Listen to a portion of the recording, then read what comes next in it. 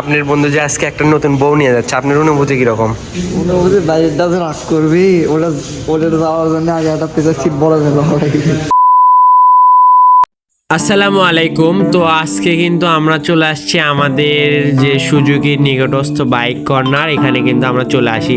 তো আজকে কিন্তু এখান থেকে আমাদের একটা ফ্রেন্ড আমাদের, তার যে স্বপ্ন, তার যে ড্রিম, একটা ছেলে যে একটা বাইকের ড্রিম, সেটা কিন্তু সে পূরণ করবে। তো আমরা এখানে আসার পরে কিন্তু তার পছন্দ করা ছিল জিক্সার FI, এই গাড়িটা কিন্তু আমরা নিয়ে নিই। বইয়ের দিলে ছবি না লিখুন গেছে। এখনো ফাইনাল ডেট পাইনি। আমি নামাতে এত ঘোরা করা লাগে না একটা। ও একটা পাবেন, একটা ফ্রি করে একটা। এ ভাইয়ের তোর গাড়ি আমরা খালি গাড়ি কিনলে গাড়ি মেলা কিছু আছে, মোবাইল পাল্টান যখন ছোট। এটা তো হয়েছে বেশি, এই দূরে তো বেশি। আপনার বন্ধু যে আজকে একটা নতুন বউ নিয়ে যাচ্ছে, আপনার অনুভূতি কিরকম?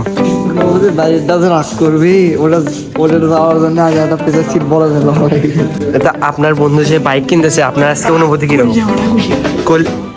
ভাই, আপনি যে বাইক নিচ্ছেন, কেমন অনুভূতি আজকে? সে লাগতেছে না?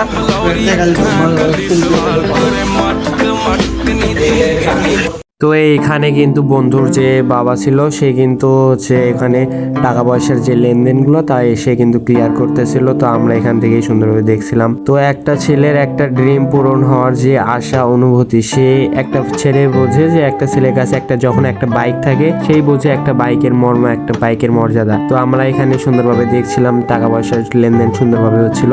তো টাকা পয়সা দেওয়ার পর তো আমরা কিন্তু গাড়িটা সুন্দরভাবে, আমাদের যে ওখানকার যে লোক ছিল, সে কিন্তু আমাদেরকে সুন্দরভাবে গাড়িটা বের করে দেয়। এরপরে কিন্তু আমরা সুন্দরভাবে গাড়িটা দেখে নিই যে গাড়ির সব ঠিকঠাক আছে নাকি। তারপরেই কিন্তু আমরা এখানে সুন্দরভাবে একটা ভিডিও ফুটেজ, এটা হচ্ছে বাইকের ফাইনাল লুক।